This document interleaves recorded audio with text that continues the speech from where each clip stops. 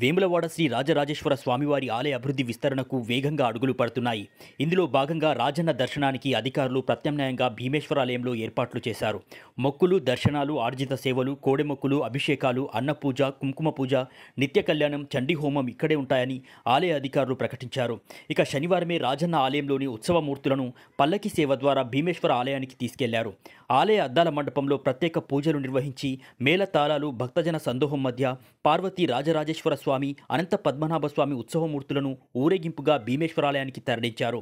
ఈ వేడుకకు ప్రభుత్వ విప్ ఆది శ్రీనివాస్ హాజరయ్యారు. భీమేశ్వర స్వామి ఆలయంలో ఆర్జిత సేవలతో పాటు కోడెమ్మకు నిత్య కళ్యాణాన్ని ప్రారంభించారు. ఇదిలా ఉంటే వేములవాడ రాజన్న ఆలయ అభివృద్ధి పనులకు సీఎం రేవంత్ రెడ్డి గతేడాది నవంబర్ 20న శంకుస్థాపన చేశారు. తొలి విడతలో 76 కోట్ల నిధులు మంజూరు చేయగా పనులు జరుగుతున్నాయి.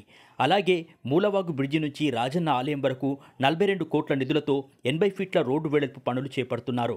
వేములవాడ పట్టణాన్ని టెంపుల్ సిటీగా డెవలప్ చేయనున్నట్లు ప్రభుత్వం ప్రకటించింది.